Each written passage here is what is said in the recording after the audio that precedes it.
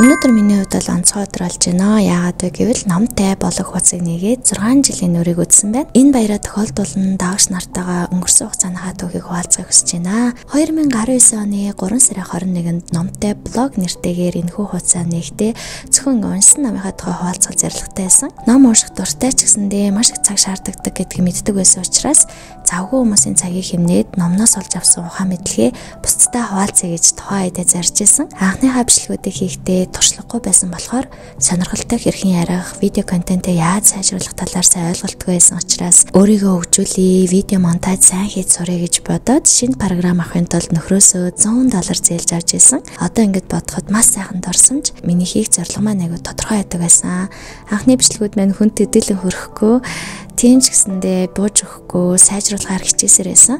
Тэр үед хүмүүс хин ном сонсох юм бэ гэж хэлэхэд нь хүртэл урам ууралгүй өдөр бүр контент оруулахыг хичээж улмаар номын клуб байгуулан унсан номуудаа хамтдаа хэлцдэг болсон.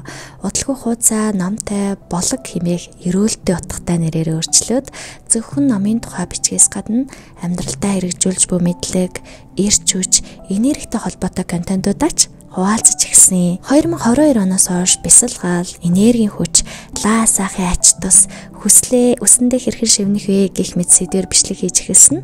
Хүмүүсийн сонирхлыг татаж хуудасаа өргөжлүүлэх урам зориг надад өгч ирсэн. Энэ хугацаанд би олон зүйл сурч өөрийгөө тасралтгүй хөгжүүлсээр байсан. Видео монтаж хийх, зураг засварлах, микрофонтой ажил сурах гэд энэ бүгдийг өөрөө туршиж суралцдаг байсан. Өдөр нь ажилдаа явж, оройн хүүхдээ харангаа шинжэнгөө контент бэлдэж, өөрийн 4-5 цаг хүртэл судалж, тэмдэглэж, хөтөлж судаг байсан юм аанч би. Түүний ачаар 14 жилийн турш тасралтгүй хөтөлж ирсэн тэмдэглэлээс урам аваад бичих бясалгал хэмээх онлайн сургалтаа нээж өөрийн мэдлэг, туршлагаа бусдад хуваалцсан пэйжээрээ дамжуулан анх удаа хөдөлмөрөөр орлого олж байсандаа бахархаж байсан. За үүний дараа ярих бясалгал сургалтаа гаргаж, бясалгалын танхим анги байгуулж, хүмүүсийн дотоод ертөнцөө танин мэдгэдэнд тусалж, улам бүр хүч тавьж эхэлсэн. Аавраа үзлэг хийж, бичгийн хэвээр дамжуулан хүний амьдралын мэдээллийг тайлж унших зэргээр сүнслэг ажлуудаа аль бие ёсоор эхлүүлсэн миний хувьд маш үнцэнтэй өөрчлөлт байсан. Энэ бүхэн зөвхөн надад өөрийгөө нээх боломж олгоод зогсохгүй, бусдад ч гэсэн өөрсдийгөө таньж, дотоод мөн чанараа ойлгож, хөгжүүлэхэд нь туслах гайхалтай замл болж өгсөн.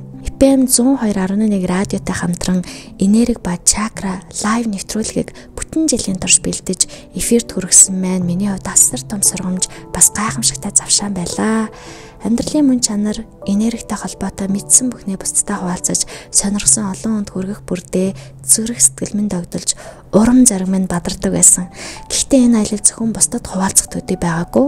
Би өөрөө ч асар их суралцаж, гүн гүнзгий ухаалд хүрсэн. Хүн мэдлэгээ түгээх тусмаа өөрөө улам хөгжиж, улам гэгэрдэг гэдгийг ойлгосон.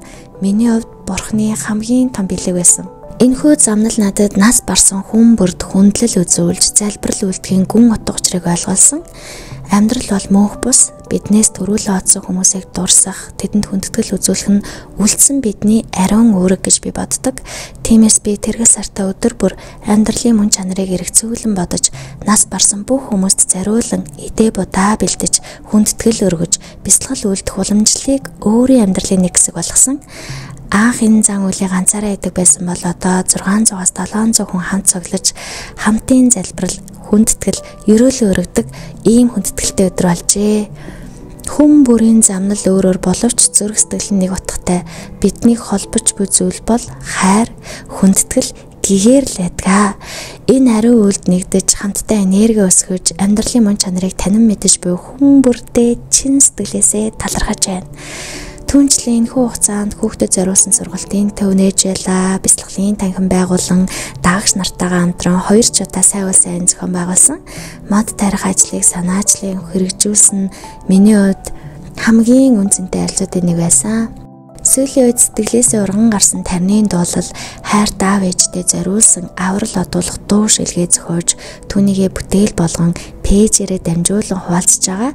Энэ бүхэн бол миний зүрх сэтгэлийн илэрхийлэл төдөөгүй, бусдад гэрэл түгээх гэсэн хүсэл тэмүүлэл минь байсан. Миний энэхүү сэтгэл зүйдлийг үнэлж зарлага нэгтэй найзууд маань хамтран номыг эрхшээгч төрөмс байгууллагыг байгуулсан бас том алхам байсан. Бид хамтдаа гэр бүлийн эерэг харилцааг дэмжих, хүмүүсийн оюун санааны өсөлтөд хувь нэмрээ оруулах олон ажлыг санаачлан хэрэгжүүлэхээр зарж байгаа. Энэ бүхний цаана бусдад сайн сайхныг түгээх, мэдлэг гэгэрлэх хуваалцах чин хүсэл маань оршиж байгаа илээ. Цаашдаа ч энэ зорилгоосоо нэцэлгүй улам ихийг бүтээхээр тууштай зүтгэх болно. Одоо номтой болох хуудас маань 130 мянга орчим хүн дагж байгаа. Энэ бол миний ганцаараа хүрсэн амжилт биш. Харин та бүхний хамтдаа бүтээсэн аялал байгаа.